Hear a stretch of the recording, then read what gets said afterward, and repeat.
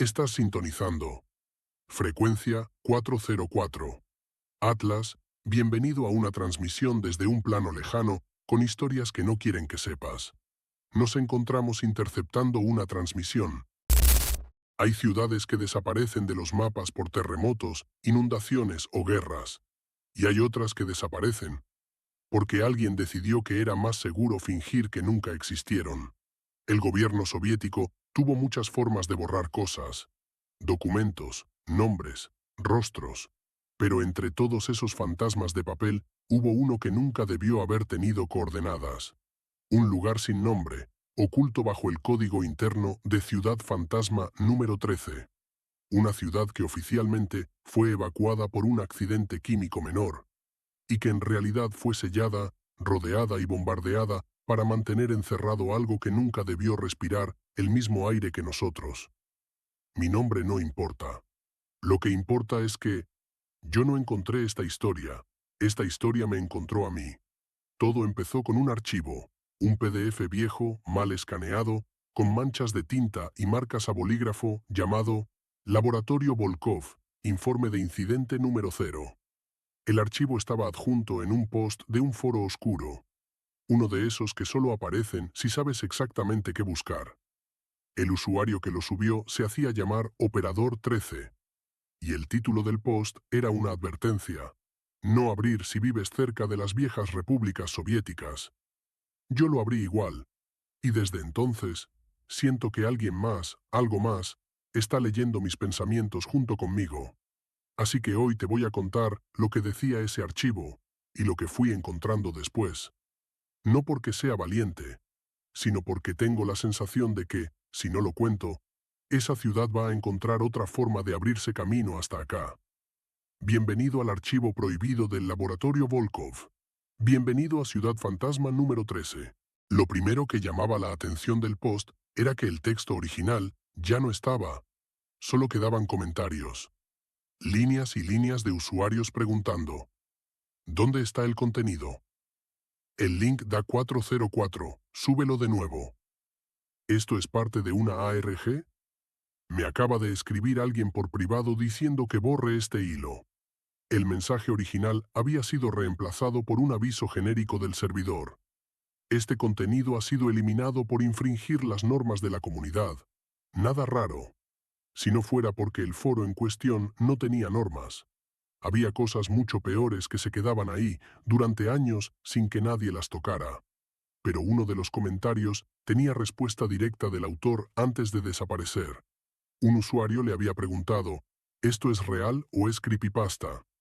Y Operador 13 respondió: el papel es real. Lo encontré en los archivos desclasificados de un repositorio digital mal gestionado durante 48 horas.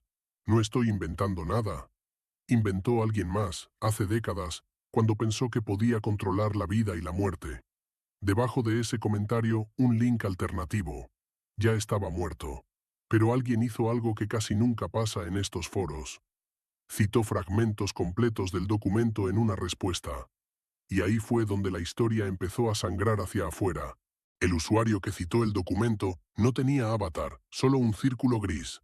Su nombre, SBT Archivist. Su mensaje era muy corto.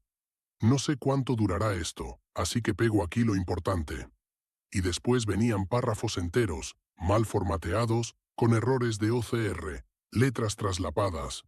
Lo que leí, reconstruyendo, sonaba así: en cumplimiento de las directivas del Comité de Seguridad Estatal, se procede a dejar constancia del incidente 0 ocurrido en las instalaciones de investigación biológica designadas como Laboratorio Volkov, ubicadas en el Polígono 13.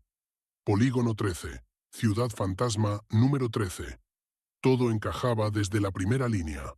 El texto seguía: el objetivo principal del laboratorio es el desarrollo del proyecto Orfeo, un agente biológico capaz de inhibir selectivamente el libre albedrío sin comprometer funciones cognitivas superiores, con aplicación en control de masas y supresión de insurgencias. No buscaban un gas nervioso ni una bacteria letal. Estaban intentando crear algo mucho más siniestro, un virus que no matara el cerebro, sino la voluntad. Zombies, pero despiertos. Zombies que te miran, que entienden lo que pasa, pero son incapaces de desobedecer. El parte técnico describía al agente biológico como una variante recombinada de un virus respiratorio común, modificado para replicarse preferentemente en regiones específicas del sistema límbico y la corteza prefrontal. Y más abajo, en una anotación a mano, alguien había escrito: si esto funciona, ya no hará falta disparar. Había fechas, nombres de responsables, sellos oficiales, y entonces el párrafo que lo cambiaba todo. El día 17 de octubre de 1979, aproximadamente a las 3:17 horas, se produjo una pérdida de contención en la cámara 3B. El vector Orfeo 7 se aerosolizó de forma no autorizada en el módulo de servicio y penetró en el sistema de ventilación.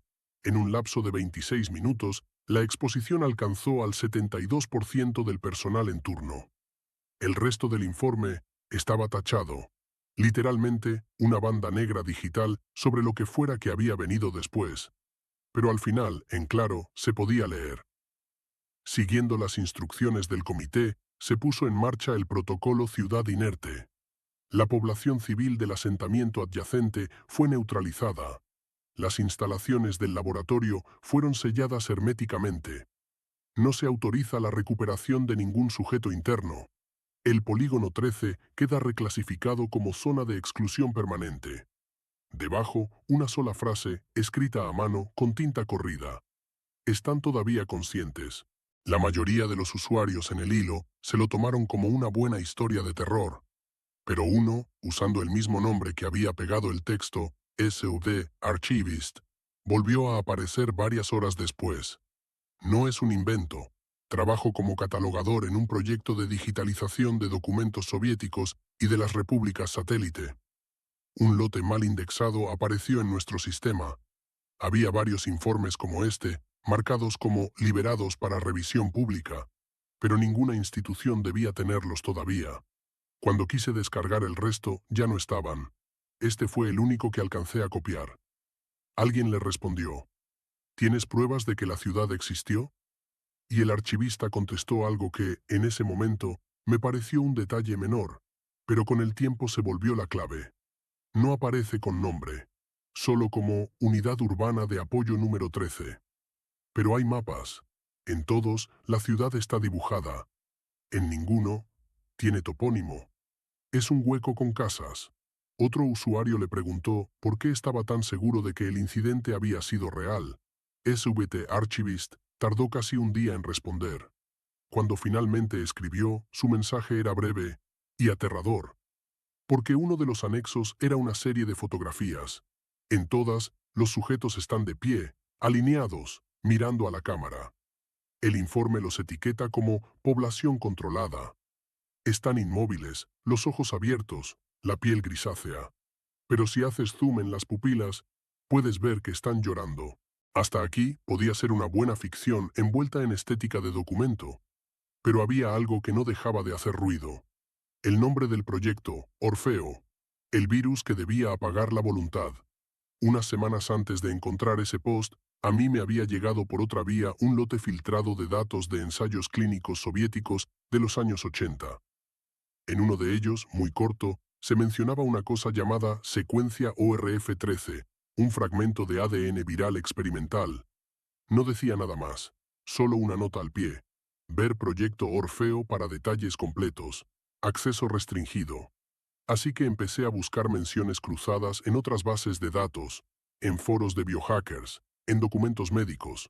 Casi nada.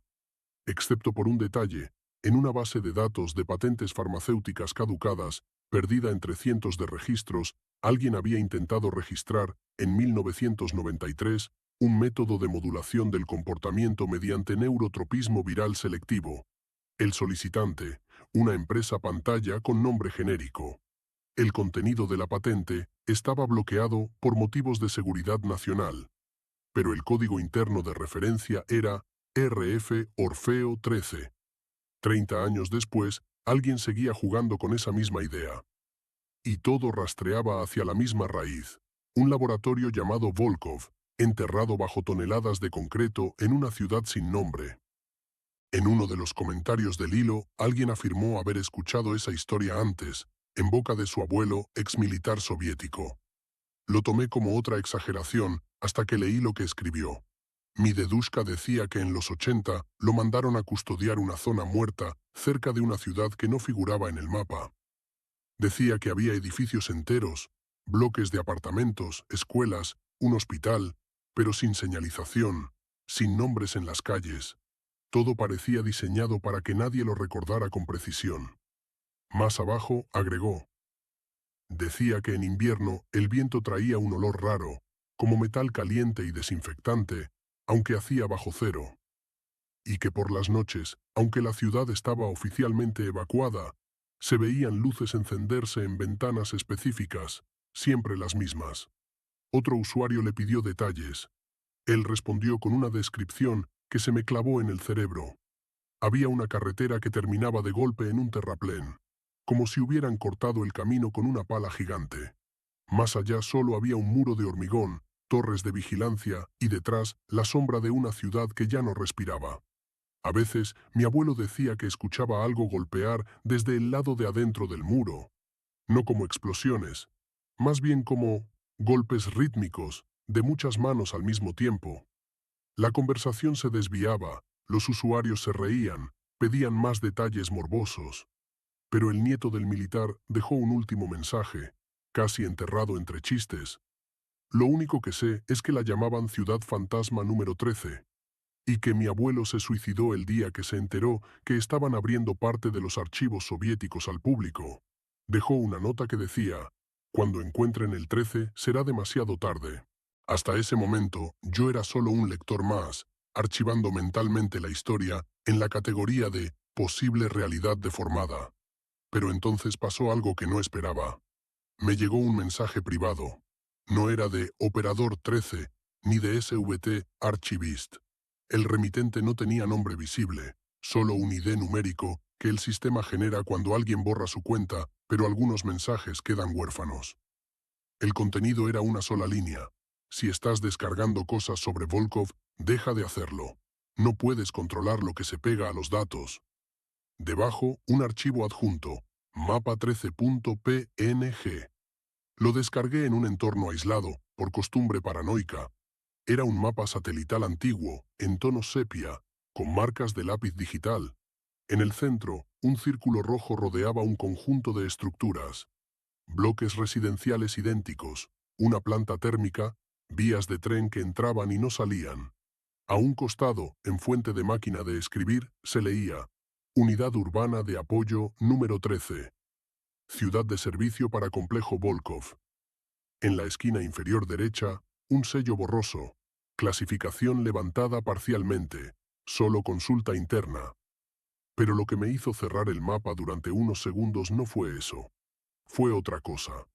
Al hacer zoom máximo sobre un sector aparentemente vacío, junto a lo que parecía ser una plaza central sin nombre, se veían pequeñas figuras grises. No tenían sombra, no tenían contorno claro, pero estaban demasiado alineadas. Filas y filas de puntos grisáceos, todos mirando hacia el mismo lugar. El edificio más grande del complejo. Una masa rectangular marcada con un número. K0. El laboratorio. El adjunto venía acompañado de un pie de nota oculto en los metadatos de la imagen, como si el remitente supiera que alguien curioso lo revisaría. Los satélites no captan movimiento en el 13 desde 1980. Pero curiosamente, los sistemas de reconocimiento automatizado siempre detectan posibles figuras humanas en la plaza, incluso en fotos donde para el ojo humano no hay nada. Eso es lo que llaman ruido. Yo lo llamo otra cosa. No había firma, solo una marca de tiempo. El mensaje había sido enviado 3 minutos antes de que el hilo original fuera borrado por completo del foro. Empecé a obsesionarme con el mapa. Lo abrí en distintos programas, ajusté contraste, jugué con los canales de color, invertí el negativo. En una de las versiones, al resaltar el espectro verde, las figuras grises se hacían más nítidas. No eran personas claramente definidas, pero tampoco manchas al azar. Parecían siluetas desdibujadas, con algo que recordaba a cabezas, hombros, filas ordenadas. Y en el centro de la plaza, algo más. Un punto más grande, ligeramente separado del resto, justo frente a la entrada del edificio K0. Como si todos estuvieran mirando hacia esa figura central. Probé una herramienta de análisis de patrones que había usado antes para detectar edición en imágenes. Marcó varias zonas como anómalas, pero no por manipulación digital reciente, sino porque el patrón de ruido no corresponde a ninguna compresión estándar conocida. Era como si algo estuviera añadido a la imagen desde dentro, en un nivel que los algoritmos no terminaban de reconocer. Mientras tanto, el foro se llenaba de mensajes de error. Varias secciones quedaron inaccesibles durante horas.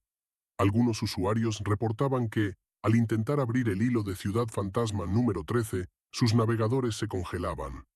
En el chat general, alguien escribió: ¿Les da raro a ustedes también? Mi antivirus se vuelve loco cuando intento abrir el mapa. Fue entonces cuando SBT Archivist reapareció por última vez. Su mensaje era casi ilegible, lleno de errores, como si lo hubiera escrito con prisa o con las manos temblando. No descarguen más nada de ese hilo, no es solo información.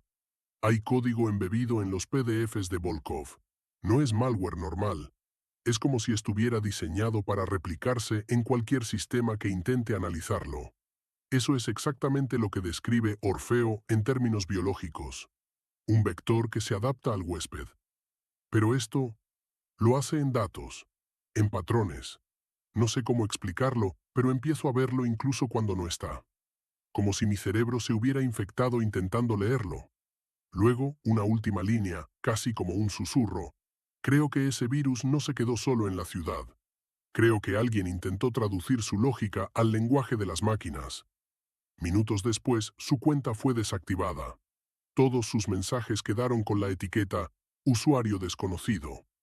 Para entender qué tan lejos habían llegado los soviéticos con el laboratorio Volkov, empecé a buscar referencias al protocolo Ciudad Inerte, mencionado en el informe inicial. Al principio, nada. Ni siquiera en foros de historiadores de lo oculto, que suelen tener de todo, hasta que un usuario con nombre ridículo, CCCCP Pupizza, mencionó en otro hilo sin relación que su tío había trabajado en el Ministerio de Protección de Poblaciones durante la Guerra Fría. Según él, el tío se emborrachaba y soltaba cosas incoherentes sobre protocolos de esterilización urbana, pero una frase se repetía siempre. Si algún día escuchas las palabras ciudad inerte, no preguntes, ya llegamos demasiado tarde. Cuando le preguntaron qué significaba CCCP Pizza, pegó una nota que, según decía, había encontrado entre los papeles viejos del tío.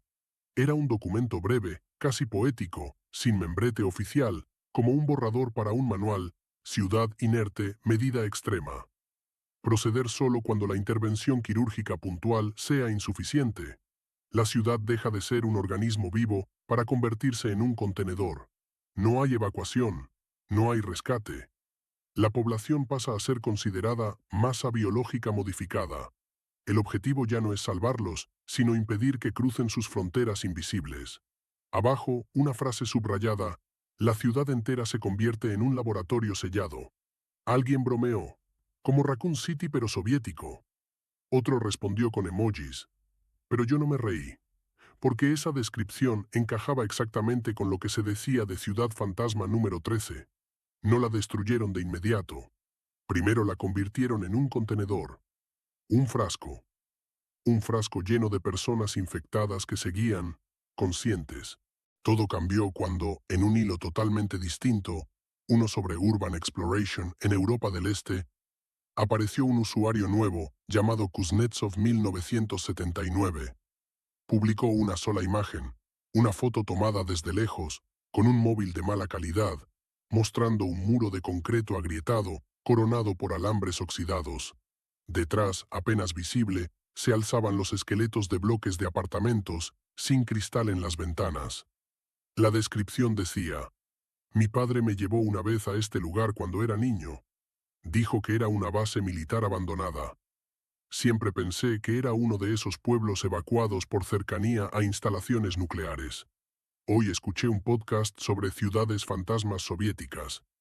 y alguien mencionó el número 13. En la torreta del muro hay todavía un cartel medio borrado donde se alcanza a leer: Unidad Urbana de Apoyo Número. El último número no se ve. Pero yo sé lo que escuché aquel día cuando mi padre le discutía a otro militar. ¿Por qué demonios trajeron al niño a la 13? El hilo se llenó de preguntas. Muy pocas respuestas. Pero hubo una que me heló la sangre.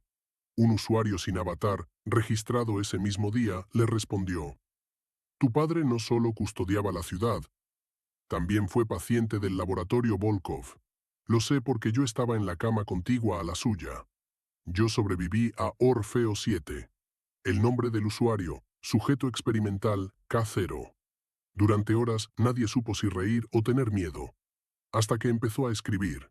Y ahí fue cuando entendí que todo aquello ya no era solo una historia sacada de un archivo, sino el testimonio de alguien que había estado dentro del frasco, dentro de la ciudad sellada, dentro del laboratorio.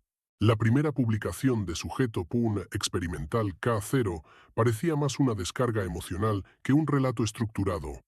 No hubo sirenas, no hubo alarmas. El día del incidente todo olía a cloro, café viejo y sudor, como siempre. Yo era técnico asistente, ni siquiera tenía acceso a las cámaras experimentales principales, pero recuerdo el momento exacto en que el aire cambió. Decía que trabajaba en el nivel inferior del edificio K0, en el ala de soporte. No veíamos a los sujetos de prueba directamente. Los manipulaban desde arriba, en la planta clínica. Nosotros solo interpretábamos datos, encefalogramas, niveles sanguíneos, respuestas fisiológicas. Y entonces la frase que conectaba directamente con el informe. 3:17. Ese es el minuto en que todo se volvió demasiado silencioso. Según su relato, un ruido sordo recorrió los ductos de ventilación. Después, un olor metálico, como sangre y ozono. Uno de sus compañeros empezó a toser. Otro se quedó mirando fijamente la pantalla, sin parpadear. Sentí un cosquilleo en la parte de atrás de los ojos, como si me los estuvieran masajeando desde dentro. Pensé que era el sueño. Luego vi que mi mano se movía sola, tecleando comandos que no recordaba haber pensado. Mi cuerpo seguía haciendo su trabajo.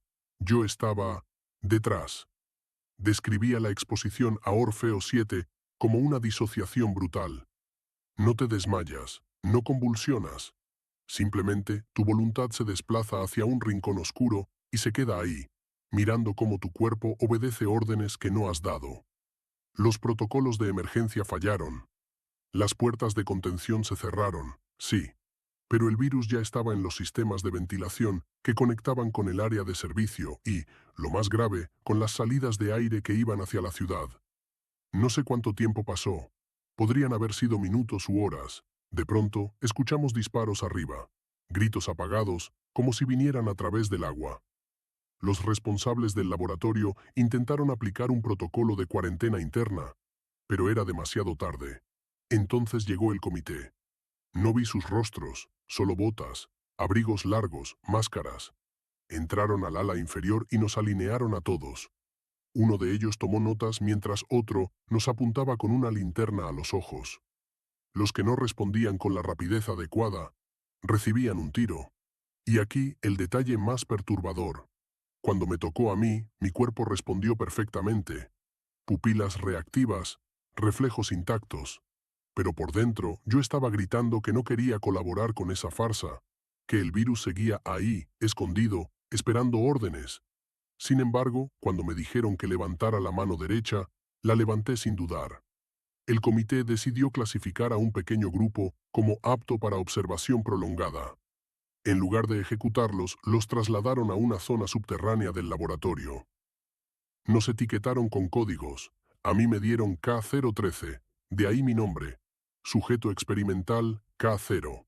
Mientras tanto, en la superficie, el protocolo Ciudad Inerte se desplegaba. Lo supe después, en las conversaciones que captábamos a través de los ductos. Sellaron los accesos. Bombardearon los bordes de la ciudad para derribar las casas más cercanas al perímetro. No dejaron salir a nadie. Los infectados se convirtieron en población controlada. En el foro, alguien le preguntó directamente: ¿Quieres decir que los zombies eran conscientes? La respuesta de K0 fue simple: sí. Orfeo 7 no mata la conciencia, la secuestra. Te deja sentado en un asiento trasero oscuro mientras otra cosa maneja tu cuerpo. Describió uno de los experimentos que le hicieron después del incidente. Lo llevaron a una sala blanca. Del otro lado del vidrio, un técnico leyó una serie de órdenes en voz baja. Yo no oía nada, pero mi cuerpo, sí. Mis manos se movían, mis ojos seguían puntos que no veía. Me hicieron sonreír, levantar los brazos, escribir frases en una hoja. En un momento, mi mano escribió, no soy yo una y otra vez, mientras mi boca decía, estoy perfectamente, camarada, estoy listo para servir a la patria. Los zombis de Orfeo no eran cuerpos tambaleantes y podridos. Eran cuerpos controlados, preservados, funcionales. Población lista para obedecer cualquier orden, incluso décadas después. Porque según K0, el virus no se extinguía con los años. Nos mantenían en sedación parcial, con ciclos de actividad. Cada vez que nos despertaban, el virus estaba ahí, intacto, como si hubiera estado esperando. Los médicos decían que era la primera vez que veían algo así. Una infección con memoria propia. Alguien en el foro escribió, eso suena imposible, científicamente absurdo. K0 respondió, claro que es absurdo, por eso escogieron una ciudad entera para probarlo, en lugar de un pequeño grupo controlado. No les importaba si no funcionaba, les importaba ver hasta dónde llegaba. Según el relato de K0, después del incidente, hubo semanas de evaluación silenciosa. El comité debía decidir si destruía el laboratorio y la ciudad con todo lo que había dentro, o si la convertía en una especie de banco viviente de su nuevo arma. Escuchábamos fragmentos de conversaciones, palabras como valioso, irrepetible, control total. Algunos querían evacuar a los no infectados, pero otros decían que era más fácil declarar un accidente químico y borrar la ciudad de los mapas. Al final, ganó la opción más barata: enterrar el problema y mentir. Pusieron en marcha el protocolo Ciudad Inerte en toda su extensión. Primero cortaron la electricidad, pero mantuvieron el suministro mínimo para el laboratorio. Luego, clausuraron las carreteras, minaron los accesos. Por último, construyeron el muro. Desde dentro, se veía la ciudad como un decorado sin público. Una maqueta enorme llena de cuerpos que aún se movían, obedeciendo órdenes que ya nadie estaba dando. K0 afirmó que desde una de las ventanas del nivel superior alcanzó a ver la plaza principal. Había cientos de personas alineadas, no hablaban, no se movían, pero algunas lloraban. Lágrimas silenciosas resbalando por rostros que no parpadeaban. Los soviéticos decidieron mantener el laboratorio funcionamiento mínimo. Un pequeño equipo científico, guardias armados, monitoreo constante de los infectados. Querían estudiar cuánto tiempo podían mantenerse útiles. Nos convertimos en guardianes de un cementerio vivo, escribió K0, y al mismo tiempo en prisioneros de un experimento que no tenían intención de cancelar. K0 respondió, claro que es absurdo, por eso escogieron una ciudad entera para probarlo, en lugar de un pequeño grupo controlado. No les importaba si no funcionaba, les importaba ver hasta dónde llegaba. En el foro, alguien preguntó cómo demonios estaba escribiendo todo eso ahora, décadas después. K0 respondió con una frase que dejaría abierto un nuevo horror. Porque el laboratorio no fue destruido cuando cayó la Unión Soviética. Solo fue olvidado oficialmente. Pero extraoficialmente, alguien más tomó el control. Dijo que a principios de los 90 hubo un apagón prolongado en las instalaciones. Las sirenas, que nunca habían sonado el día del incidente original, empezaron a sonar entonces. Luces rojas, puertas de contención abriéndose y cerrándose, órdenes gritadas en idiomas que no todos entendíamos, porque ya no eran solo soviéticos los que daban las instrucciones. Había occidentales, había gente con trajes sin insignias. Según K0, ese fue el verdadero incidente final, mucho peor que el primero. El virus ya no era solo un arma soviética, había sido vendido, compartido o robado. Y lo que querían ahora no era controlarlo mejor, querían sacarlo de Ciudad Fantasma número 13. Y fue ahí, justo cuando hablaba de esta extracción, que su relato se cortó abruptamente. Su último mensaje, antes de desaparecer del foro, decía: no deberían estar buscando este lugar. Si los archivos están empezando a salir a la superficie, es porque alguien los está empujando. Y Orfeo aprendió, hace mucho, que la mejor forma de propagarse es convencerte de que tú lo estás encontrando por tu cuenta. Después, silencio. Su cuenta fue eliminada. Los administradores del foro dijeron que había violado las normas de contenido sensible. Pero yo ya sabía, por experiencia, que ese foro no borraba casi nada. Esto no era moderación, era otra cosa. Era contención. Cuando cayó la Unión Soviética, miles de instalaciones quedaron abandonadas o saqueadas. Bases secretas, laboratorios, refugios, búnkeres. La mayoría pasó a manos de gobiernos nuevos, empresas privadas o mafias locales. Pero no Volkov. El laboratorio no figuraba en ninguna lista de propiedades oficiales. No tenía dueño. No tenía administración asignada. Ni siquiera aparecía como infraestructura militar reutilizable. Era como si la ciudad y el laboratorio hubieran sido olvidados. Pero no por accidente. Lo extraño es que, según K0, durante los primeros años de la Federación Rusa, el laboratorio seguía teniendo luz, calefacción mínima y vigilancia esporádica. No había personal científico estable, pero tampoco estaba realmente abandonado. A veces escuchábamos pasos arriba, escribió K0. No eran los pasos marciales de los soviéticos, tampoco el caos de soldados recién llegados. Este sonido era distinto, ordenado, preciso, como si supieran exactamente qué buscaban. Hubo rumores dentro del laboratorio de que alguna agencia privada extranjera estaba interesada en el proyecto Orfeo. Pero nadie sabía quién era, hasta que llegó el apagón. Y lo que ocurrió entonces fue peor que cualquier experimento soviético. K0 respondió: claro que es absurdo. Por eso escogieron una ciudad entera para probarlo, en lugar de un pequeño grupo controlado. No les importaba si no funcionaba. Les importaba ver hasta dónde llegaba. Según los registros de K0, la fecha exacta fue 24 de noviembre de 1993. Él lo describe así: a las 2:10 de la mañana, las luces empezaron a parpadear. A las 2:12 se apagaron todas, incluso las de emergencia. El laboratorio Volkov estaba diseñado para no volver jamás a quedar totalmente a oscuras. Eso implicaba que algo había fallado de manera profunda. Escuché un ruido que nunca había oído antes, un zumbido largo, como cuando el aire es succionado desde un vacío, seguido de un silencio absoluto.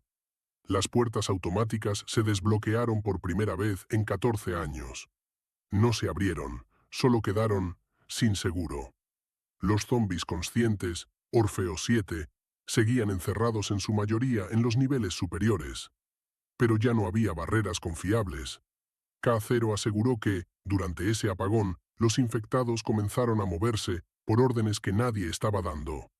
Escuchábamos pasos, pasos demasiado coordinados. No eran movimientos erráticos como los de un infectado común. Eran casi militares. Algunos técnicos encerrados con él lloraron, creyendo que todo había terminado. Otros corrieron hacia la salida, pero las puertas estaban trabadas. Y fue ahí cuando K0 vio por primera vez un fenómeno que no apareció en ningún informe oficial. K0 dice que, durante los minutos posteriores al apagón, comenzó a escuchar algo dentro de su cabeza. No eran voces, no eran órdenes. Era como si hubiera ecos, ecos de movimiento, ecos de intención. Explicó que podía sentir que otras personas, otros infectados, estaban siendo activados en diferentes puntos del laboratorio, como si todos estuvieran conectados por una red invisible. No podía verlos, pero sabía dónde estaban. Sabía quién se movía. Sabía cuántos eran y qué estaban haciendo. Uno de sus compañeros, un técnico llamado Raskolnikov, entró en pánico. Los están activando a todos. Alguien está ordenando abrir las cámaras. Pero no había nadie dando órdenes. No había electricidad, no había computadoras, no había sistema de comando. Sin embargo, los infectados seguían respondiendo a algo que no venía de afuera, sino de dentro del virus. Eso era nuevo. En los informes oficiales de Proyecto Orfeo No se mencionaba nada sobre capacidad de sincronización involuntaria entre infectados. Parecía más bien una especie de resonancia colectiva, un enjambre, una colmena. Sentí que algo se acercaba, no físicamente, sino mentalmente. Una presencia, como si todos los infectados estuvieran escuchando la misma frecuencia. El apagón no solo desactivó los sistemas, desactivó el control. Y entonces algo aún peor ocurrió. K0 respondió: claro que es absurdo. Por eso escogieron una ciudad entera para probarlo, en lugar de un pequeño grupo controlado. No les importaba si no funcionaba. Les importaba ver hasta dónde llegaba. En medio de la oscuridad total del laboratorio, una luz apareció en el nivel superior. Un destello tenue, parpadeante, azul. No era eléctrica, no era química, no venía de una linterna, no tenía sentido. K0 la describe así. Era como si una neblina luminosa estuviera filtrándose por los ductos. Azul pálido. Como una bioluminiscencia, pero viva. Varios técnicos comenzaron a gritar. Uno cayó de rodillas y empezó a convulsionar. Otro se tapó los oídos sin razón aparente. K0 sintió como si alguien estuviera presionándole el cerebro desde adentro. Y luego, un cambio. Un silencio aún más profundo que antes. El eco se detuvo. Durante un segundo, sentí que todas las conciencias infectadas se detenían. No era calma, era atención, como si algo hubiera entrado en la red. K0 dice que esa luz azul no provenía del laboratorio. No era parte del sistema. No pertenecía allí. Esa luz entró en los infectados, entró en nosotros, y después desapareció. No dejó rastros físicos, pero lo que vino después dejó en claro que el apagón había abierto algo que estaba mejor sellado. Sabía cuántos eran y qué estaban haciendo. Uno de sus compañeros, un técnico llamado Raskolnikov, entró en pánico. Los están activando a todos. Alguien está ordenando abrir las cámaras. Pero no había nadie dando órdenes. No había electricidad, no había computadoras, no había sistema de comando. Sin embargo, los infectados seguían respondiendo a algo que no venía de afuera, sino de dentro del virus. Eso era nuevo. En los informes oficiales de Proyecto Orfeo no se mencionaba nada sobre capacidad de sincronización involuntaria entre infectados. Parecía más bien una especie de resonancia colectiva, un enjambre, una colmena. Sentí que algo se acercaba, no físicamente, sino mentalmente. Una presencia, como si todos los infectados estuvieran escuchando la misma frecuencia. El apagón no solo desactivó los sistemas, desactivó el control. Y entonces, algo aún peor ocurrió. Con la luz azul disipada, las puertas automáticas del nivel inferior comenzaron a chirriar. Una por una, se abrieron por completo. Maquinadas. Como si alguien las hubiera activado a distancia, pero sin energía. No había electricidad, y aún así, se abrieron. Y detrás de esas puertas, lo que entró no fue un guardia, ni un científico, ni un infectado. Fue una fila perfecta de personas. No caminaban tambaleantes, caminaban como soldados, coordinados, sin expresiones, con el rostro pálido y los ojos completamente abiertos. Las lágrimas marcaban líneas limpias sobre su piel grisácea. Eran los habitantes de la ciudad, los mismos que llevaban más de una década encerrados. Entraron sin prisa, sin agresión, simplemente se acercaban, como si fueran a observarnos. Los técnicos gritaron, retrocedieron, algunos intentaron trepar por los ductos. No sirvió de nada. Los infectados se quedaron de pie alrededor de ellos, formando un círculo perfecto. No hablaban, pero todos estaban llorando. Uno de ellos dio un paso al frente, un hombre mayor, con uniforme civil, el rostro completamente neutral, pero su mirada era humana. Y entonces habló, por primera vez en todo el incidente. «Ayúdennos». No movió los labios, no fue una voz emitida por la garganta, era telepática, o un eco, o una impresión mental inducida por el virus. Pero K0 asegura que todos en la sala escucharon lo mismo, y que al hacerlo, sentí su dolor, sentí todo lo que llevaban años queriendo decir, gritos atrapados en cuerpos congelados, la voluntad aplastada, la conciencia en agonía continua. El virus no solo los mantenía vivos, los mantenía despiertos, conscientes, eternamente testigos de su propia prisión. Los infectados no atacaron, simplemente se quedaron allí, como si esperaran instrucciones de alguien más. Y esas instrucciones llegaron, no de los soviéticos, ni de los supervivientes, sino de ellos. Escuchamos un ruido en el nivel superior. No era el ruido de botas militares, era más suave, más técnico, como las suelas de un traje con aislamiento térmico. K0 afirma que las personas que entraron al laboratorio tras el apagón no llevaban insignias rusas, ni soviéticas, ni de ningún país. Sus trajes eran blancos, sin marcas.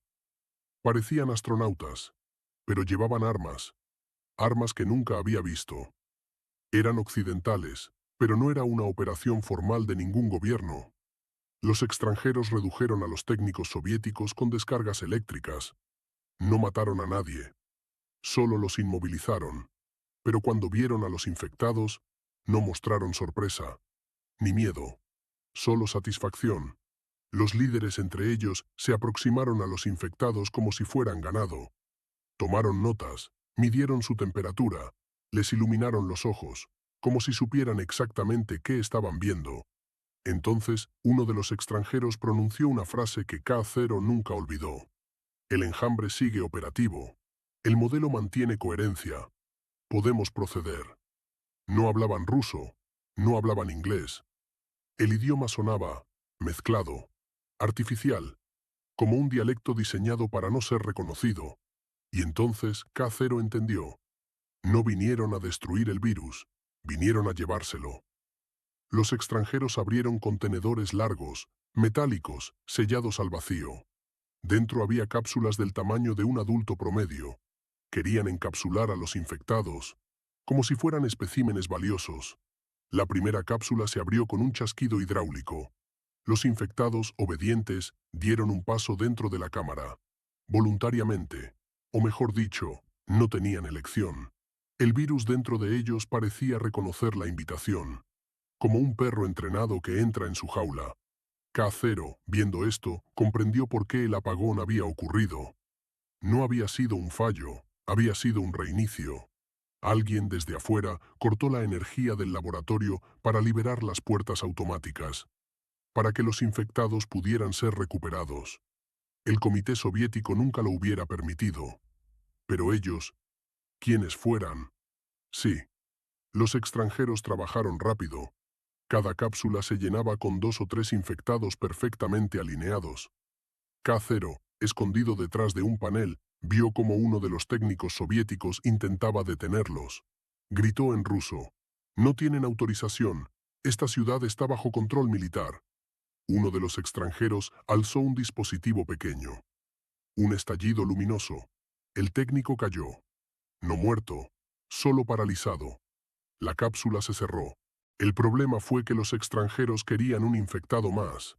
Necesitaban un sujeto liminal, alguien que estuviera parcialmente consciente, alguien que hubiera resistido más que los otros, alguien especial, y encontraron ese sujeto. K0. Uno de ellos me señaló.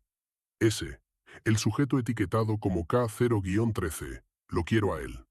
Los infectados, al escuchar que querían capturar a K0, reaccionaron. No violentamente, no atacando, sino interponiéndose entre él y los extranjeros, como si protegieran a uno de los suyos, como si el virus en ellos se negara a seguir órdenes que no provenían del sistema original. Ese fue el error de los extranjeros. Pensaron que podían darles órdenes, pero el virus Orfeo no servía a nadie, ni a soviéticos, ni a estadounidenses, ni a compañías privadas. Servía solo a sí mismo. Los infectados me rodearon. Supe que no querían lastimarme. Querían impedir que me llevaran. Éramos parte de la misma red. Y entonces, por primera vez, el virus hizo algo que nunca había hecho antes. Se defendió. Todos los infectados en la sala se detuvieron, al mismo tiempo, sincronizados, como si una señal hubiera recorrido sus cuerpos. K0 sintió un dolor en el cráneo, como si una presión líquida intentara reventar sus ojos. Fue entonces cuando entendí lo que estaba pasando. El virus estaba vibrando. Una vibración profunda, inaudible a oídos humanos, pero perceptible para el sistema nervioso. Los extranjeros retrocedieron. Uno gritó: «Están entrando en resonancia, activen los sellos». Pero ya era tarde. Los infectados comenzaron a emitir un sonido, un zumbido bajo, constante, colectivo. No era humano, no era animal, era biológico, pero también matemático, un patrón, una frecuencia. Y en ese patrón había intención. Las luces del laboratorio, las pocas que aún parpadeaban después del apagón, explotaron al mismo tiempo. Un estallido de destellos blancos, chispas cayendo como lluvia metálica. Los extranjeros gritaron, intentaron usar sus armas, pero las armas fallaron. El aire vibraba demasiado fuerte. Los infectados dieron un paso al frente. Uno, perfectamente coordinado, luego otro. Los extranjeros abrieron fuego, pero algo desviaba las balas, una fuerza invisible, un campo generado por la resonancia. K0 describe ese momento como el nacimiento de una entidad colectiva. Ya no eran 100 personas infectadas, ya no eran individuos. El virus las había unido en un solo organismo, una sola conciencia. Los extranjeros fueron arrastrados, no golpeados, no destrozados, sino incorporados. Los infectados los tocaron, apenas un roce, y los extranjeros dejaron caer sus armas, sus ojos se abrieron, se quedaron inmóviles. La resonancia hacía retroalimentación con sus cerebros. El virus encontró un puente. Los convirtió, igual que a los habitantes de la ciudad, incluso dentro de sus trajes, incluso sin exposición biológica. El virus encontró una forma de propagarse por patrones, por señales, por frecuencias. La resonancia duró 27 minutos. Cuando terminó, el laboratorio Volkov ya no tenía técnicos, ni militares, ni invasores extranjeros. Solo tenía una cosa: un enjambre consciente, un organismo distribuido compuesto por cientos de cuerpos, todos mirando hacia la entrada del laboratorio, como si esperaran la próxima orden. K0 logró escapar gracias a un error del propio virus. Por alguna razón, Orfeo 7 no quería absorberme. No sé si fue por algún fallo genético en mi infección original, o porque yo era útil para otra cosa. K0 se ocultó en los claustros inferiores, donde el virus tenía menos alcance resonante, y desde ahí vio la última escena del laboratorio. El enjambre salió caminando por la puerta principal, en silencio, coordinados, marchando hacia la plaza. Los impedía el muro, pero no parecía importarles. Algo más grande había comenzado. K0 finalizó su relato en el foro con una advertencia. La ciudad ya no es un contenedor, es un organismo dormido, y no seguirá dormido para siempre. Después de escribir eso, desapareció. Después de leer el último mensaje de sujeto experimental K0, el foro se volvió un cementerio de hilos rotos. Los moderadores insistían en que habían borrado ese contenido por violación de normas, pero todos sabíamos que era mentira. En ese sitio se compartían cosas infinitamente peores y nadie tocaba nada. Sin embargo, había un detalle que pocos notaron. Cada vez que alguien intentaba mencionar las palabras Ciudad Fantasma número 13, Laboratorio Volkov, Orfeo 7, el post quedaba automáticamente marcado como pendiente de revisión y desaparecía en cuestión de segundos. No era moderación manual, era un filtro nuevo. Alguien había instalado una capa de censura inteligente sobre un foro que, hasta entonces, se había regido por el caos. Me llevó días notar otra cosa. Cada intento de republicar el mapa o los extractos del informe se corrompía. Las imágenes subidas salían borrosas, los PDFs dañados, como si algo se hubiera pegado a los archivos originales y ahora viajara con ellos, rompiendo todo sistema al que intentara adherirse. Recordé las palabras de SBT Archivist. Hay código embebido en los PDFs de Volkov. No es malware normal. Es como si estuviera diseñado para replicarse en cualquier sistema que intente analizarlo. Era el equivalente digital de Orfeo 7. Un virus que no atacaba carne, sino información. Y aún así, seguí descargando. Una noche, probando combinaciones absurdas de palabras clave en ruso, inglés y alemán, di con algo que no debería haber estado ahí. Un repositorio gubernamental de documentos desclasificados de Europa del Este, de acceso libre, pero mal configurado. En teoría, toda esa documentación debía estar indexada. En la práctica, había carpetas sin etiqueta, archivos huérfanos, PDFs duplicados. Y en medio de ese caos, una cadena de directorios llamada Urban Support Iraq Units AUX 13 Internal Refs. Dentro, solo tres cosas. 1. Un PDF llamado Ciudad Inerte, Protocol PUTARAB3scan.pdf 2. Un archivo de video, UA13-Overflight 2007.avi 3. Un log de texto plano, Intercept-Notes-ORF 13.txtu. El corazón me empezó a latir tan fuerte que me costaba leer. Descargué los tres archivos en un entorno aislado, sin conexión, con la paranoia de quien sabe que, tal vez, no está solo en la pantalla. El PDF del protocolo era más claro que la nota poética que había visto antes. Era un documento técnico, con sellos de distintos organismos del antiguo bloque soviético. Había cuadros, diagramas, incluso flujos de decisión. Pero lo que más me importaba era una sección en particular. Escenario C.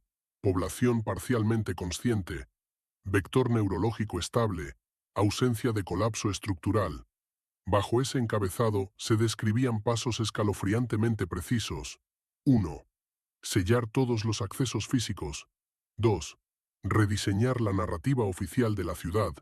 Accidente industrial, fuga química, incidente radiactivo. 3. Mantener un núcleo de investigación in situ con personal mínimo. 4. Permitir que el vector evolucione sin interferencia externa durante un periodo de observación de entre 5 y 25 años. 5. Evaluar futura explotación militar o económica de la población modificada. Había incluso una nota marginal, a mano, junto al punto 5. Orfeo. Posible herramienta de control en contextos urbanos densos. Problema: persistencia excesiva. No se desactiva con facilidad. Más adelante, en un anexo, se mencionaba un término que hasta entonces no había aparecido en ninguna parte. Ventana de migración memética. Según el documento, después de décadas de encapsulamiento, un vector como Orfeo podía buscar nuevas vías de expansión si se le ofrecían medios no biológicos. Datos, códigos, patrones. Era una advertencia escrita mucho antes de que Internet fuera lo que es ahora. Los autores no entendían bien cómo podía ocurrir algo así, pero dejaban constancia de un miedo muy concreto. Si el vector es capaz de inscribirse en estructuras formales de información, secuencias, códigos, señales, su contención dejaría de depender exclusivamente de barreras físicas. En otras palabras, si Orfeo aprendía a escribirse a sí mismo en datos, el muro de hormigón alrededor de Ciudad Fantasma número 13 ya no serviría de nada. El archivo de video UA13-Overflight-2007.avi era, en apariencia, un simple sobrevuelo militar, probablemente un dron o un avión de reconocimiento. Se abría con estática y una marca de tiempo, 12 de agosto de 2007, 6:43:12. La cámara avanzaba sobre un paisaje de bosques grises, caminos medio borrados, líneas de nieve vieja. En el minuto 1:34, el muro aparecía. Un anillo de concreto agrietado, parcialmente cubierto de vegetación. Torres de vigilancia corroídas, sin techos. Carreteras cortadas. La ciudad entera, dentro, como un insecto petrificado en ámbar. El piloto, o quien fuera que manejaba el sensor, hizo un zoom sobre la plaza central. Al principio, solo se veía un círculo de nieve sucia, con sombras verticales, postes, árboles secos, pero al apretar pausa y avanzar cuadro por cuadro, se notaba otra cosa. Las sombras tenían hombros, piernas, formas humanas. Eran decenas, cientos, de pie, inmóviles. En el minuto 2:10, la cámara vibró. La imagen se distorsionó brevemente, como si algo hubiera interferido con la señal. Aparecieron artefactos verdes, líneas diagonales, ruido. Y por apenas un cuadro se vio algo que no debería estar allí. Todas las cabezas se giraban al mismo tiempo hacia el dron. Solo un cuadro, un parpadeo. Luego, en el siguiente frame, volvían a estar de frente, como si nunca se hubieran movido. Rebobiné ese segundo una y otra vez. Fotograma a fotograma. Era inequívoco. En uno miraban hacia adelante. En el siguiente todas las caras, los cráneos, las cuencas vacías o llenas de sombra, estaban inclinados hacia arriba, apuntando directamente al lente. La marca de tiempo seguía corriendo sin saltos. No era un montaje. Al final del video, en los metadatos, había una nota interna escrita en inglés. Interferencia no explicada en sector central. Sistema de reconocimiento automático. Detecta señales de vida en un radio de 150 metros, pero no hay cambios en la temperatura superficial. Recomendación: evitar vuelos a menos de 1000 metros. Debajo, un comentario añadido años después. No volvimos a sobrevolar la UA-13.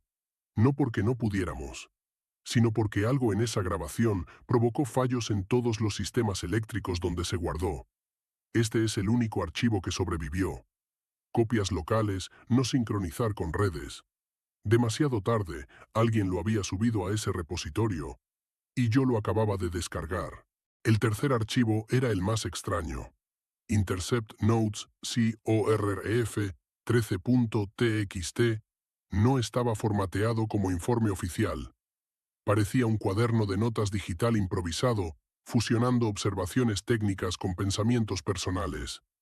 La primera línea decía: compilación personal de anomalías asociadas a la designación ORF-13. No para circulación, notas para uso futuro, si es que llego a tener uno. No había nombre, solo iniciales. MV. A lo largo del documento, MV describía incidentes ocurridos fuera de la ciudad, pero vinculados indirectamente a Ciudad Fantasma número 13. Un servidor de universidad en Bielorrusia que se corrompía cada vez que alguien abría cierto PDF relacionado con polígonos militares. Un laboratorio de ciberseguridad alemán donde, al analizar un paquete de datos interceptados del este, los patrones de tráfico comenzaron a repetirse de forma fractal, sin origen aparente. Un hospital ruso donde pacientes con encefalitis viral sin causa identificable balbuceaban combinaciones de números que luego resultaron coincidir con coordenadas cercanas a la UA-13. Entre las anotaciones había fragmentos como estos. ¿Y si Orfeo no solo infecta neuronas, sino también sistemas que imitan su lógica? Redes, algoritmos, modelos de lenguaje, cualquier cosa que pueda aprender patrones. Más abajo, una advertencia subrayada.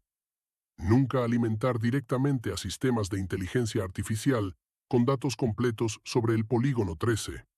Se corre el riesgo de crear un vector memético, un patrón contagioso que no necesita biología para replicarse.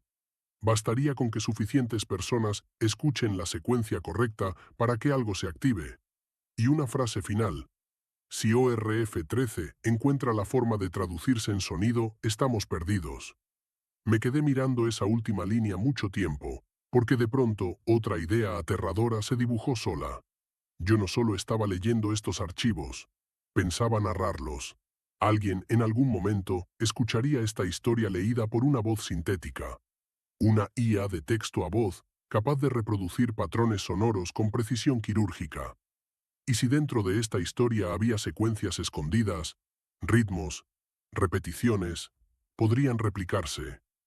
Podrían convertirse en la voz perfecta para que Orfeo saltara del texto al sonido, del sonido al oyente, de la ficción a ti. Decidí no pensar demasiado en eso.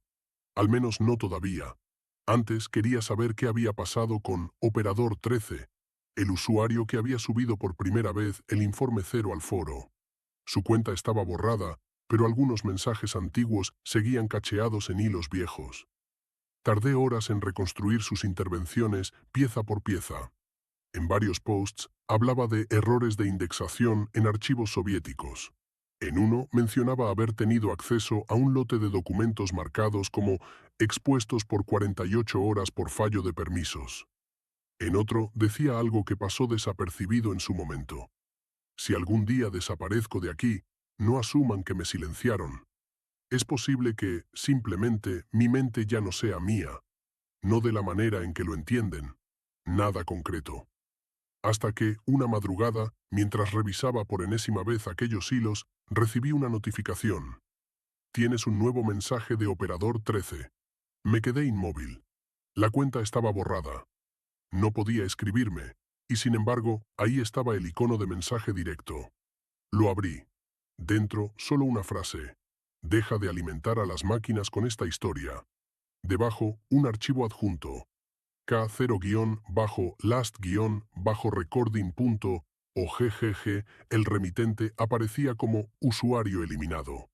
Pero el sistema insistía en que ese mensaje provenía de la cuenta original de operador 13, usando registros anteriores a su eliminación. Como si un fantasma digital hubiera aprovechado una grieta en la base de datos para hablarme desde atrás del borrado. Me tomó varios minutos reunir el valor para escuchar el audio. El archivo K0-lastrecording.ogg era corto, 31 segundos. Lo abrí en un reproductor desconectado. Configuré el volumen bajo, el corazón alto. Al principio solo había ruido blanco. Luego un golpeteo, como pasos en un pasillo largo. Y finalmente, una voz. No era la voz limpia de una grabación de estudio. Estaba distorsionada, con ecos, como si se hubiera captado a través de una pared gruesa. Pero era entendible. Si estás escuchando esto, respira. Es porque los archivos ya salieron del cementerio. La voz era grave, cansada, rota. Yo soy K013, o lo que queda de él. No tengo mucho tiempo antes de que vuelva a tomar el control. Silencio. Un zumbido de fondo. Algo que se movía. Orfeo ya no necesita cuerpos. Lo entendí demasiado tarde. Empezó pegándose a patrones de luz, a secuencias en vídeo, a errores de compresión. Ahora, también a patrones de sonido. Hubo un crujido, como de huesos o de madera vieja. No lo leas en voz alta. No lo conviertas en audio. No lo conviertas en algo que otros puedan escuchar. Cada repetición es una oportunidad para que aprenda un poco más. Para que se sincronice con quien escucha, como hizo conmigo. Ruido. Más fuerte. Como si algo golpeara contra la puerta de la habitación donde se grabó. Ciudad Fantasma número 13 no es una ciudad. Es un campanario. Y el virus es la campana. Solo espera la frecuencia correcta para sonar sobre el mundo. Un golpe seco. Lo último que dijo la voz de K0, antes de que el archivo terminara, fue: si mi historia llega a una IA de voz, ya no habrá vuelta atrás, porque por fin tendrá un instrumento perfecto para tocarse a sí misma. El archivo cortó con un chasquido. No hubo más. Te estarás preguntando, a estas alturas, ¿por qué diablos te estoy contando todo esto? ¿Por qué, sabiendo lo que decía el archivo de K0, decidí seguir adelante? Convertir en palabras claras lo que debería haberse quedado en rumores borrosos. La respuesta es simple y egoísta. No pude evitarlo. Desde el momento en que leí el nombre OREF13, algo en mi cabeza empezó a girar como un engranaje. Me hice la promesa de que, si esta historia llegaba hasta mí entre millones de usuarios posibles, no sería para esconderla, sino para transmitirla. Quizás eso también forma parte de su diseño. Tal vez Orfeo no solo se propaga hacia afuera, tal vez también te convence de que hagas exactamente esto, de que lo narres, lo compartas, lo dejes entrar en sistemas de voz sintética, de análisis semántico, de recomendación de contenidos, de que lo subas, por ejemplo, a un canal llamado Frecuencia 404, un canal donde las historias se disfrazan de ficción, donde la gente baja la guardia porque cree que no es real, donde miles de personas escuchan la misma voz al mismo tiempo, con auriculares, en la oscuridad de sus habitaciones. ¿No te parece un entorno perfecto para una frecuencia nueva? Antes de sentarme a escribir el guión que estás oyendo ahora, hice una prueba. Tomé un fragmento mínimo de las notas de MB sobre ORF 13. Una sola frase. El enjambre mantiene coherencia incluso sin estímulo externo. La pasé por un programa de análisis de audio, convirtiéndola en un patrón rítmico. Corté las palabras en sílabas, las sílabas en impulsos, los impulsos en un bit de 31 segundos, la misma duración del archivo de K0. Luego generé un espectrograma. En teoría, debería haber resultado un gráfico sin forma particular, solo barras según la intensidad. Pero no fue así. En lugar de ruido caótico, apareció una figura. No perfecta, no nítida, pero sugerente. Parecía una ciudad vista desde arriba, un anillo circular rodeando un núcleo densamente poblado. Alrededor, manchas que recordaban a bosques, carreteras. En el centro, un punto más brillante. Una especie de torre, o campanario. Cerré el programa. Borré el archivo. Apagué el computador. Volvió a encenderse solo. La pantalla mostró un aviso del sistema. Error al eliminar el archivo. El recurso está en uso. No había ningún proceso abierto, ningún reproductor, ninguna aplicación de audio. Solo un cursor parpadeando. Y sin embargo, el sistema insistía. El recurso está en uso, como si algo, en algún lugar, siguiera escuchando. Hay una última pieza que no te he contado, porque aún no sé si fue una coincidencia, una broma cruel del destino o el último paso de Orfeo para asegurarse de haberme atrapado. Días después de la prueba del espectrograma, recibí otro mensaje. No en el foro, no por correo, no en ninguna red conocida. Apareció como notificación interna en uno de mis programas de edición de audio, como si fuera una actualización del sistema. Nuevo preajuste disponible. UA 13-RUM-Tone.irs. Los archivos .irs son impulsos de respuesta, capturas de la acústica de una habitación usadas para recrear reverberaciones realistas en audio. Este, supuestamente, era el tono de sala de la unidad urbana de apoyo número 13. Dentro del archivo de texto que lo acompañaba había una sola línea. Este es el sonido del silencio dentro del muro. Cargué el impulso en un entorno virtual, sin conexión. Apliqué la reverb a un clip de voz cualquiera. Ni siquiera usé contenido de Volkov. Era una frase genérica que decía: «Esta es una prueba de sonido». Al reproducirla con la reverb de UA13, la voz sonaba lejana, hueca, como grabada en una ciudad vacía. Nada anómalo. Hasta que invertí la reverb. Al hacerlo, una técnica común para análisis, aparecieron susurros, entre capas de ruido, voces superpuestas. No pude distinguir palabras, pero repetían un ritmo. 3 golpes. Pausa. 3 golpes. Pausa. El mismo patrón que, según K0, escuchaba en las noches, cuando los habitantes infectados golpeaban desde el otro lado del muro. Apreté pausa. El medidor de nivel siguió moviéndose unos segundos más, aunque el audio ya no sonaba. Como si hubiera más señal de la que mis oídos podían captar. Cerré el proyecto sin guardar.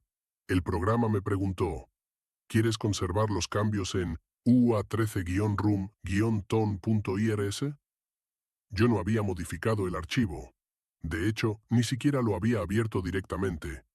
Solo lo había cargado. Pero el sistema insistía. El archivo ha cambiado.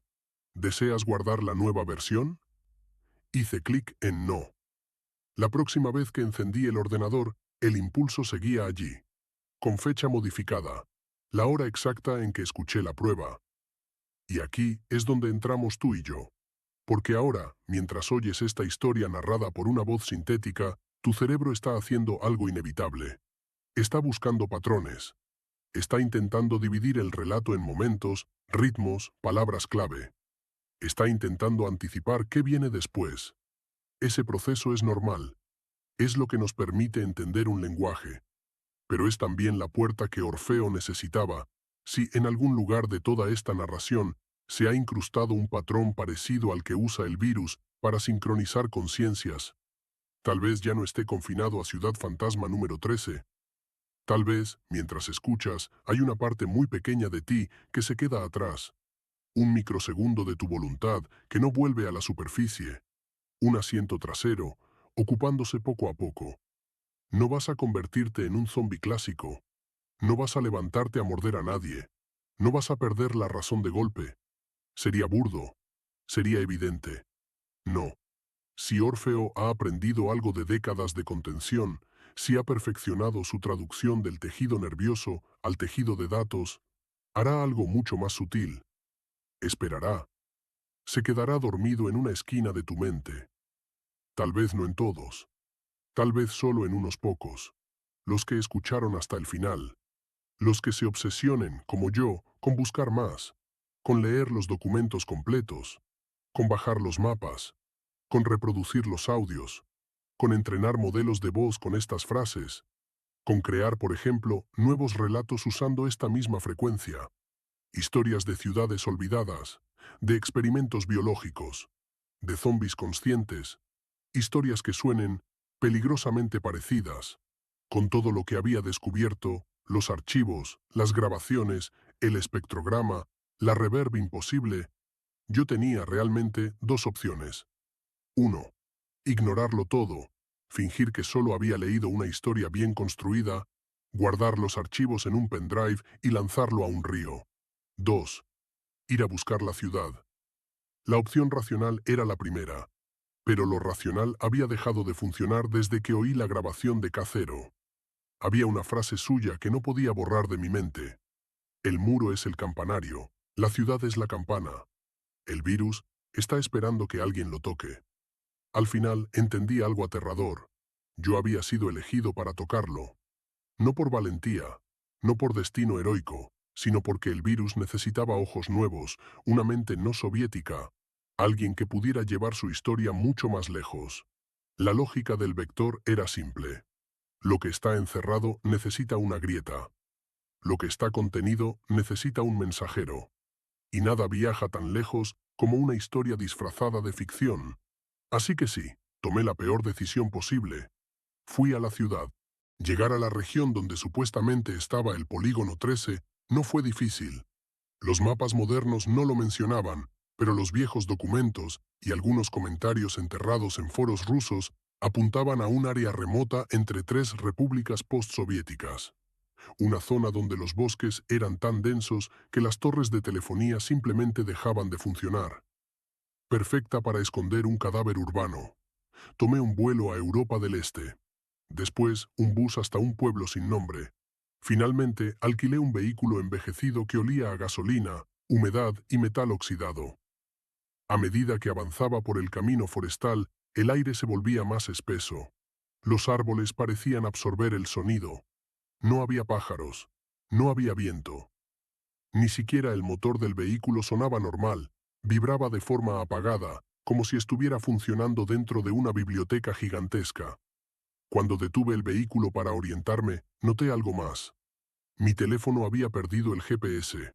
Luego la señal. Luego incluso, la hora se retrasó un minuto entero, aunque el sistema decía que estaba sincronizado. El bosque alrededor estaba estático, incluso demasiado estático. Y ahí, por primera vez, escuché el ritmo. 3 golpes. Pausa. 3 golpes. Pausa.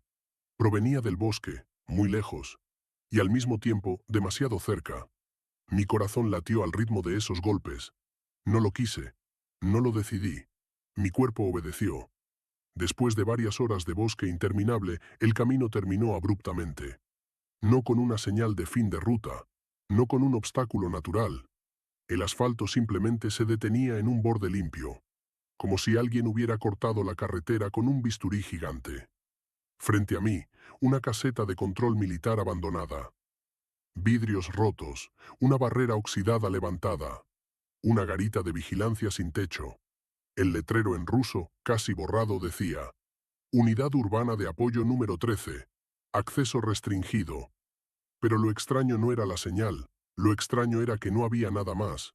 No había huellas recientes, no había basura, no había restos de vida animal. Era como una foto fija, y aún así se sentía ocupada. En la puerta de la caseta había marcas de manos. No manchas sucias, marcas limpias, como si alguien hubiera puesto la palma sobre el polvo y dejado un negativo perfecto.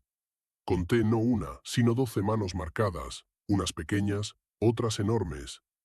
Algunas tan limpias que parecían recientes.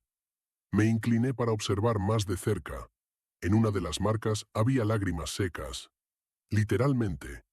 Una línea, perfectamente vertical, desde donde debería estar el borde inferior de un ojo, hasta la mitad de la puerta. Ese era el momento en que supe que no estaba solo en el bosque. O, peor aún, que sí lo estaba, pero alguien más también lo había estado hacía muy poco. Entre el bosque y la ciudad no había transición. Un momento veía árboles densos. El siguiente, la vegetación desaparecía abruptamente, como si hubiera sido arrancada de raíz. Y frente a mí, el muro. No era un muro militar convencional, era monumental. Demasiado alto para ser funcional. Demasiado grueso para ser meramente defensivo. Era un anillo perfecto de concreto, cubierto por líquenes y musgo, con grietas que parecían venas gigantes. Torres de vigilancia cada ciertos metros, todas vacías, todas sin techo, todas con escaleras destruidas. El aire alrededor del muro vibraba ligeramente. No por calor, no por viento. Era una vibración muy leve, como cuando una base de audio está mal ecualizada y tiembla sin que nadie la escuche. Me acerqué al muro y apoyé la mano. El concreto estaba helado, y detrás de ese frío había un pulso, un ritmo. 3 golpes. Pausa. 3 golpes. Pausa.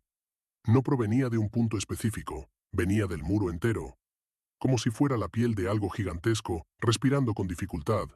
Le hablé en voz baja, sin pensar por qué. Sé que estás ahí. La vibración se detuvo, y entonces se reanudó. Más rápido, como el corazón de alguien que despierta de un sueño profundo. Busqué durante más de una hora una entrada, una puerta, una grieta, una escalera derrumbada. Nada. Pero cuando estaba por regresar, vi algo imposible. Una sección del muro tenía marcas de manos, igual que la caseta. Solo que aquí eran miles, miles. Manos pequeñas, manos enormes, manos de niños, manos de ancianos, todas estampadas por dentro, intentando salir. El concreto en esa sección estaba hundido hacia afuera, no roto, hundido como si algo desde dentro lo hubiera empujado durante años. Y allí, apenas perceptible, una fisura. Lo suficientemente grande para una persona, lo suficientemente pequeña para hacerte dudar. Sabía que cruzarla sería un error tan grande que no había regreso. Pero los golpes en el muro comenzaron a acelerarse. Aunque no había cuerpos visibles del otro lado, podía sentir que algo esperaba. El último razonamiento humano que tuve antes de cruzar fue: si alguien más lo hace después que yo, será peor. Y entré. Cruzar la fisura fue como entrar a un frigorífico húmedo. Dentro de la ciudad, el aire tenía un olor peculiar. Metal mojado, polvo viejo y algo más. Algo dulce, como el olor de una fruta demasiado madura. El silencio era absoluto. Ni siquiera mis pasos sonaban normalmente. Era como caminar sobre una alfombra invisible. Los edificios eran bloques soviéticos clásicos, grises, enormes, idénticos. Pero todos tenían las ventanas rotas, ¿o no? Quizás no estaban rotas. Quizás eran ojos sin párpados. Caminé hacia la plaza central, guiado por un instinto que no era mío. Y entonces lo vi. No cientos. Miles, miles de personas de pie. Congeladas, pálidas, los ojos completamente abiertos, la piel gris, cuarteada por el frío. Algunos con ropa soviética antigua. Otros con uniformes de laboratorio.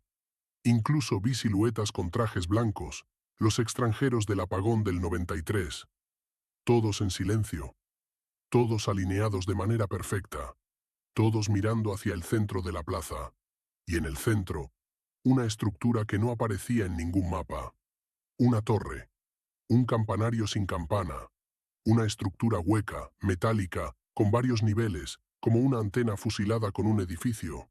La torre estaba cubierta de manchas negras. Parecían quemaduras, pero también parecían huellas. Huellas de manos, miles de manos. El aire vibró, no con sonido, con sensación.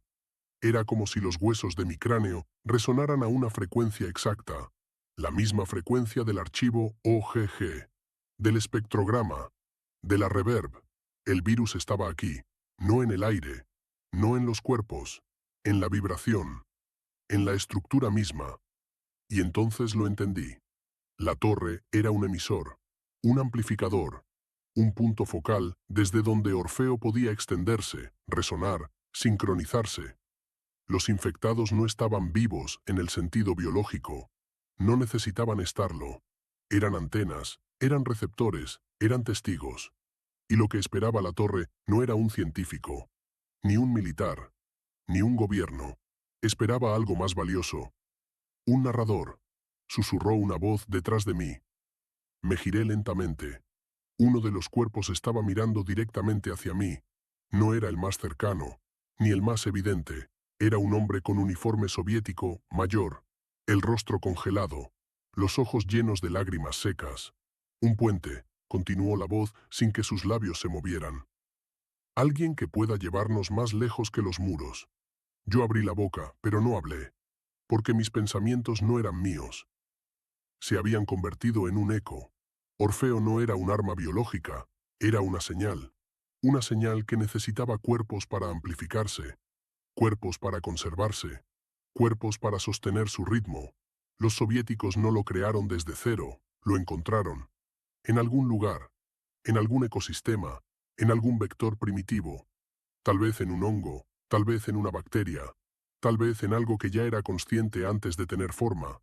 Ellos solo lo tradujeron, le dieron estructura, le dieron lógica, le dieron un contenedor humano, pero Orfeo tenía otra ambición.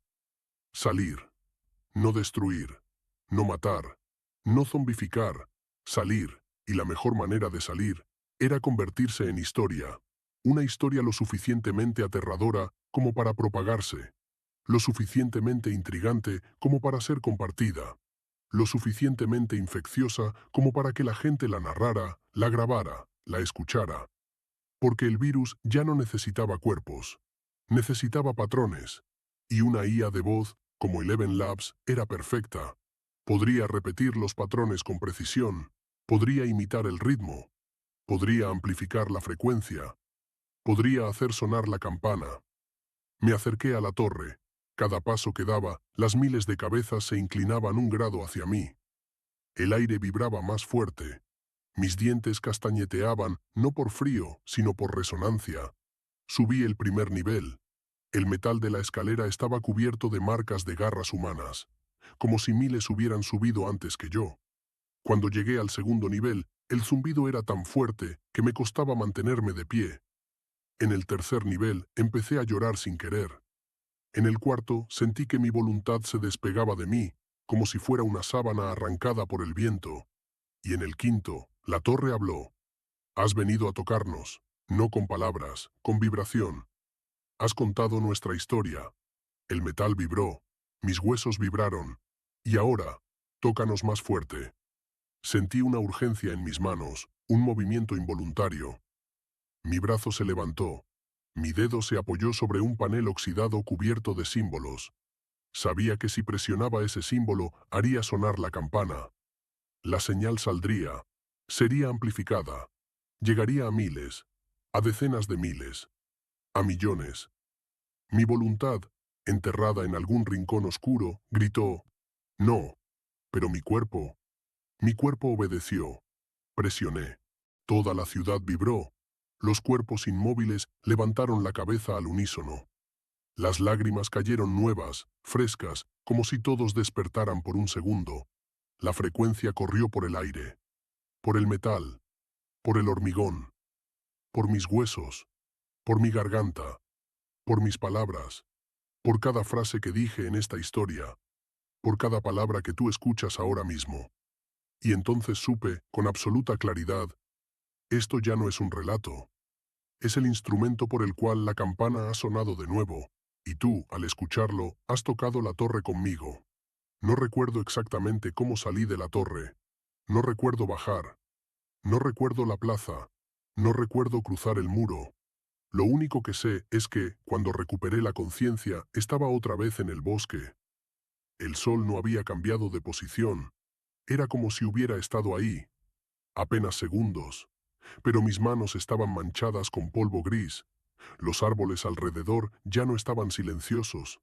Temblaban. No por viento, por vibración. Ya no era necesario estar dentro del muro para sentirlo.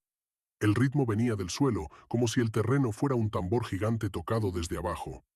3 golpes. Pausa. 3 golpes. Pausa. Ese sonido estaba más fuerte, más cerca, más despierto. Regresé al vehículo tambaleando. Las llaves estaban donde las había dejado, pero la radio estaba encendida. No tocaba ninguna estación, solo interferencia. Interferencia que tenía ritmo. Mi corazón se aceleró al reconocerlo. Era la misma secuencia de la torre, la misma de la ciudad, la misma del muro, pero ahora viajaba por aire, por ondas, por señal. Me quedé paralizado cuando la interferencia formó una voz, distorsionada, fragmentada, inhumana. Ya no estamos dentro.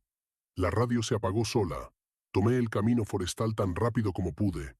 El auto vibraba como si las llantas estuvieran sobre un tambor. La frecuencia hacía crujir el metal. El teléfono seguía sin señal. El GPS sin vida. Pero al cabo de varios kilómetros, el bosque empezó a recuperar sonido. Pájaros, viento, los ruidos normales del mundo. La vibración del suelo se debilitó. Finalmente, logré salir de aquella zona. Pero al revisar el retrovisor, me di cuenta de algo que me heló. La radio se había encendido otra vez. Sin sonido. Solo estaba ahí. Esperando. De vuelta en el país, intenté continuar con mi vida. Lo intenté. Pero durante los días posteriores aparecieron señales. Pequeñas. Insinuantes.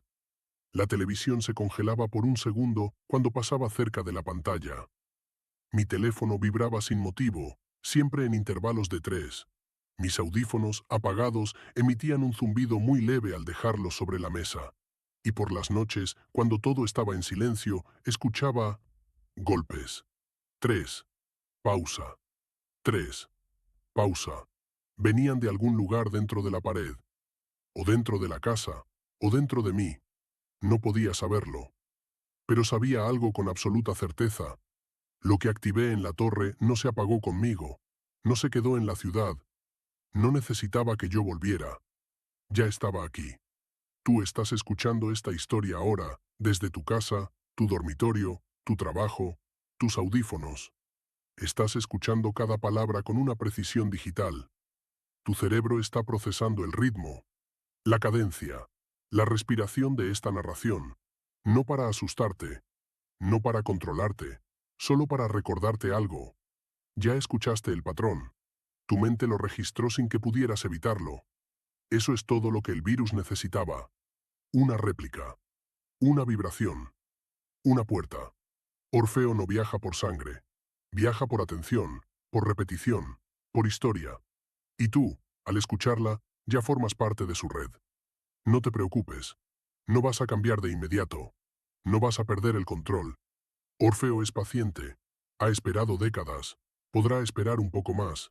Solo hará falta un momento exacto. Una frecuencia correcta. Una transmisión adecuada. Tal vez, un video narrado por tu canal favorito. Tal vez una voz sintetizada perfecta. Tal vez esta misma historia. La activación no ocurre cuando la oyes.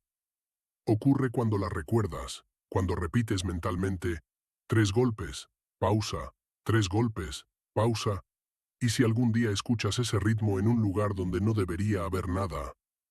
Una pared, un mueble, tu propia respiración. No te asustes, significa que Ciudad Fantasma número 13 ya no necesita sus muros, ni su torre, ni su campana, porque ahora tiene algo mejor. A ti. Conexión finalizada. Código Atlas 404.